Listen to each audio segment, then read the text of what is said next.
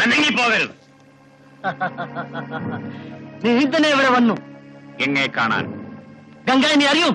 നിന്നെയും അറിയും. ഷേർഖാൻ മോഷണക്കുറ്റത്തിന് ശിക്ഷിക്കപ്പെട്ട് 3 വർഷം കണ്ണൂർ സെൻട്രൽ ജയിലിൽ കിടന്നവൻ.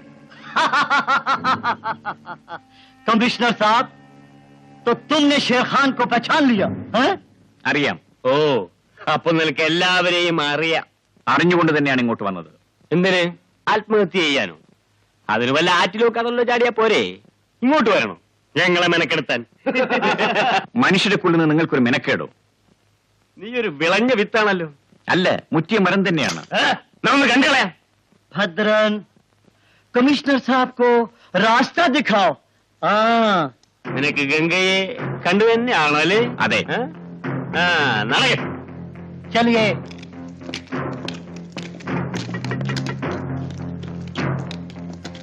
അങ്ങോട്ട് പോയി സൗകര്യം പോലെ കണ്ടുകൊള്ളണം. ഞാൻ പോയി കുടിക്കാൻ വെള്ളം കൊണ്ടുവരാം. जाइए कमिश्नर साहब, खुदा हाफिज.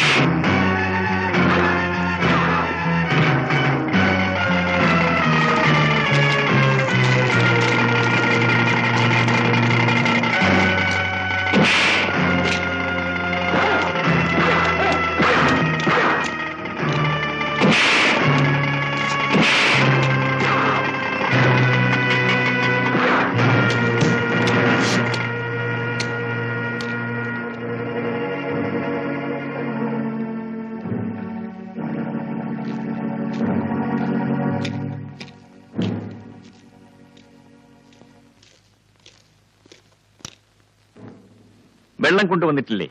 കൊടിയൻ അവൻ അല്പം കൊടുക്ക. എനിക്കും അല്പം വേണം കൈ കഴുകാൻ. ഇവനെ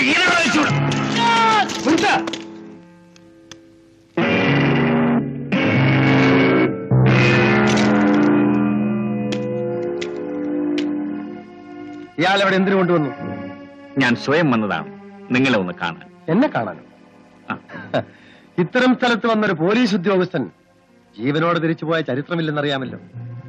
പോലീസിന്റെ കയ്യിൽ കിട്ടിയ നിങ്ങളെപ്പോലൊരു കുറ്റവാളിയെ പോലീസ് വിട്ടയച്ച ചരിത്രവുമില്ലെന്ന് നിങ്ങൾക്കറിയാമല്ലോ. ഓ, അപ്പൊ ചരിത്രം ചിലതൊക്കെ മാറണം അല്ലേ ഗംഗാധരൻ? അന്നെന്നെ വിട്ടയച്ചതിന്റെ അവകാശവാദമാണോ? അല്ല, അതെന്തിനായിരുന്നു എന്ന് ബോധ്യപ്പെടുത്തുകയാണ്. ഇനിയും മരിച്ചിട്ടില്ലാത്തൊരു ഹൃദയം നിങ്ങൾക്കുണ്ടെന്ന് എനിക്ക് തോന്നി. നിങ്ങൾക്ക് തെറ്റുപറ്റി. എന്റെ ഹൃദയം എന്തോ മരവിച്ച് മരിച്ചു കഴിഞ്ഞു. പിടിച്ചു കെട്ടുവനെ. നിങ്ങൾ എന്തിനെന്നെ പിടിച്ചു കെട്ടുന്നത്? നിങ്ങൾക്ക് എന്നെ ഭയമാണ്. ഭയമോ? ഞങ്ങൾക്കും ഇല്ലേ? ഇല്ല. എല്ലാവരും തോക്കതായത്തും.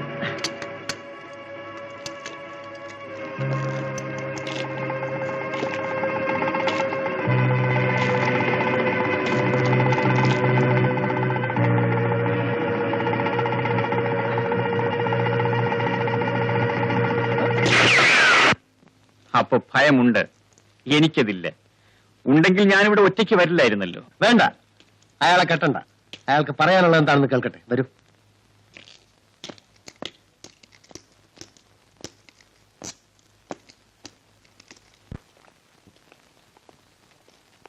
നിങ്ങൾ വന്നതിന്റെ ഉദ്ദേശം മനസ്സിലാവുന്നില്ല.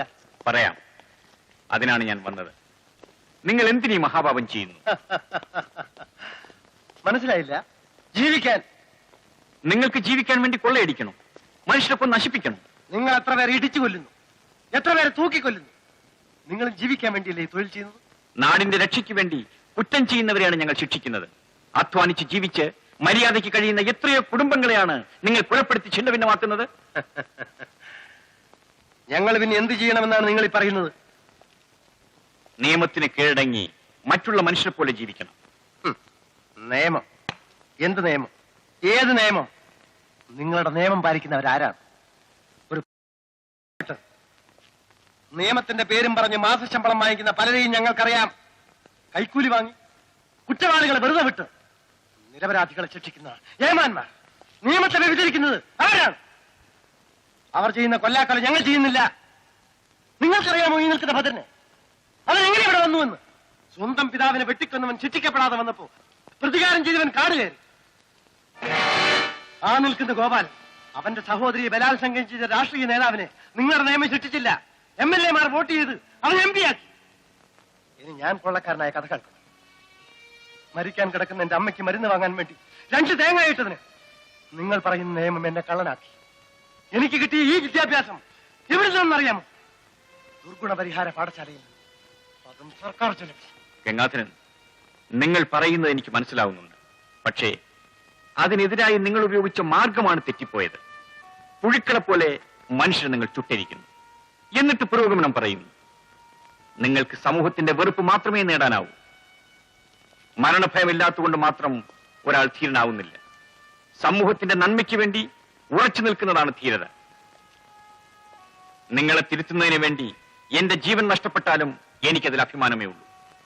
ഗംഗാധരൻ, നിങ്ങൾ ഈ വഴിയിൽ നിന്നും പിന്തിരിയണം. ഇനിയും നിങ്ങൾക്കൊരു ജീവിതമുണ്ട്. നിങ്ങളുടെ സഹോദരങ്ങളുടേതാണ് സമൂഹം. അവിടെ നിങ്ങൾക്ക് ഭയക്കാനും ഭയപ്പെടുത്താനും ആരുമില്ല. അതുകൊണ്ട് നിങ്ങൾ എന്റെ കൂടെ വരൂ, അന്തസ്സായി ജോലി ചെയ്ത് ജീവിക്കൂ. സെൻട്രൽ ജയിലിൽ പാറ പൊട്ടിക്കണമായിരിക്കും.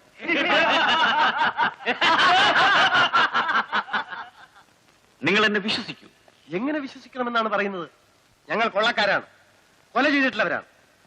നിങ്ങളുടെ നിയമം ഞങ്ങൾ വെറുതെ വിടില്ല. കോടതിയും ജയിലും കൊലക്കാരുമാണ് ഞങ്ങളെ കാത്തിരിക്കുന്നത്. നിയമം ശിക്ഷിക്കാൻ വേണ്ടി മാത്രം ഉണ്ടാക്കിയതല്ല, മനുഷ്യ രക്ഷിക്കാൻ കൂടിയാണ്. നിങ്ങളുടെ തെറ്റ് തിരുത്തുമെങ്കിൽ കുറ്റങ്ങൾ പൊറുക്കാനും പുതിയൊരു ജീവിതം നൽകാനും ഞങ്ങൾ ഒരുക്കമാണ്. ഇത് രണ്ടും നടക്കുന്ന കാര്യമല്ല. ഞങ്ങൾക്ക് ഈ ജീവിതമാണ് പഴക്കം. ഞങ്ങൾ ഇവിടെ സുരക്ഷിതരാണ്, സംതൃപ്തരാണ്. അല്ല, ആയിരുന്നെങ്കിൽ നിങ്ങൾക്ക് വേണ്ടി തോക്കു ചുമന്ന് കൊള്ളയും കൊലയും ചെയ്ത് ജീവിച്ച നിങ്ങളുടെ കൂട്ടുകാരനെ നിങ്ങൾ അന്ന് കൊല്ലുകയില്ലായിരുന്നു. അതെ, ആന്റണി. അവൻ ഒരു പെണ്ണിനെ നശിപ്പിക്കാൻ ശ്രമിച്ചതിന് ശിക്ഷയായിരുന്നു. അവൻ ചെയ്ത തെറ്റ് തന്നെയാണ്, ഞാൻ സമ്മതിക്കുന്നു. പക്ഷെ അവന്റെ ഭാര്യയും കുടുംബവും ഉണ്ടായിരുന്നെങ്കിൽ ആ തെറ്റവൻ ചെയ്യില്ലായിരുന്നു. കുടുംബം, നിങ്ങൾക്കത് മനസ്സിലാവില്ല. അമ്മയെ രക്ഷിക്കാൻ കള്ളനായ നിങ്ങൾ പിന്നീട് ഒരിക്കലെങ്കിലും അമ്മയെ പറ്റി ചിന്തിച്ചിട്ടുണ്ടോ? നിങ്ങളുടെ സഹോദരങ്ങൾ എങ്ങനെ ജീവിക്കുന്നുവെന്ന് നിങ്ങൾ ആലോചിച്ചിട്ടുണ്ടോ? ഒരു നേരത്തെ ആഹാരത്തിന് വേണ്ടി ഒരുപക്ഷെ അവർ സ്വന്തം ശരീരം തന്നെ വിൽക്കുന്നുണ്ടാവും. ഇല്ല ഇല്ല, അങ്ങനെയൊന്നും സംഭവിക്കില്ല. എന്തുകൊണ്ട്? നിങ്ങളുടെ അമ്മപെങ്ങന്മാരെ പറ്റി അത്തരത്തിൽ ചിന്തിക്കാൻ പോലും വയ്യ അല്ലേ? എത്രയോ സ്ത്രീകളെ നിങ്ങൾ വിധവകളാക്കി, എത്രയോ അമ്മമാരെ നിങ്ങൾ മക്കളില്ലാത്തവരാക്കി, എത്രയോ സഹോദരിമാരെ നിങ്ങൾ തെരുവിലേക്ക് വലിച്ചെറിഞ്ഞു. ഞാൻ എങ്ങനെ പിച്ചക്കാരിയായെന്ന് നിനക്കറിയാമോടാ? നീ കാരണമാടാ, നീ കാരണം.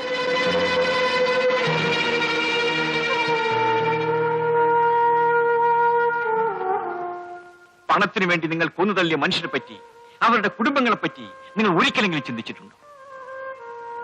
ഈ പാതകങ്ങൾ ചെയ്തിട്ടും നിങ്ങൾക്ക് എന്ത് നേടാൻ കഴിഞ്ഞു?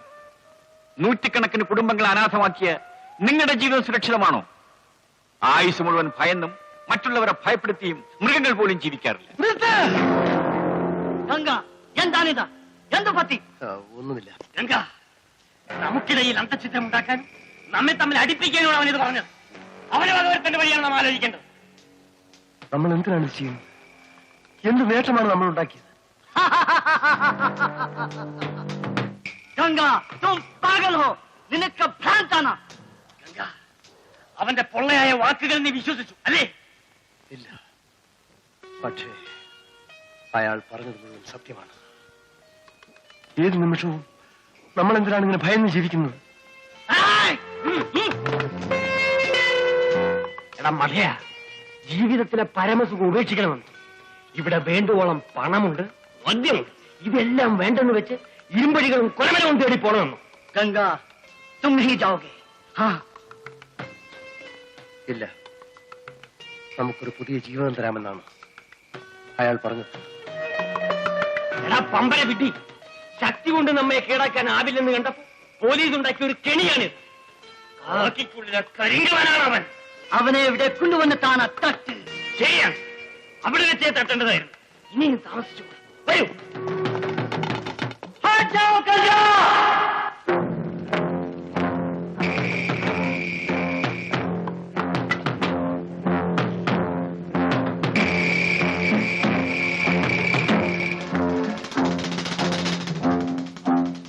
ഞാൻ ഇയാളുടെ കൂടെ പോവുകയാണ്.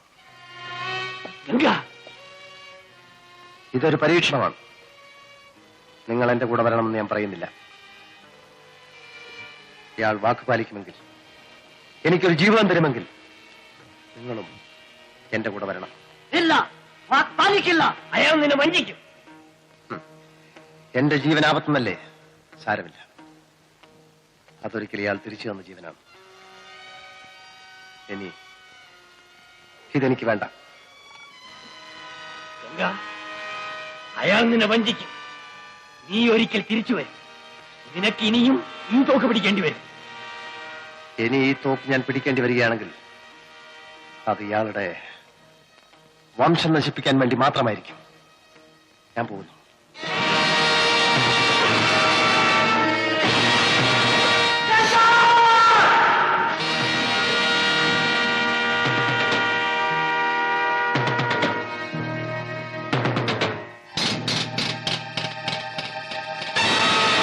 അവനെ കൊല്ലരുത്.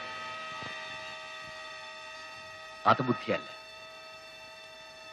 നമുക്കവനെ തിരിച്ചു കൊണ്ടുവരണം. അവൻ നിങ്ങൾക്കൊരു നേതാവാണ്.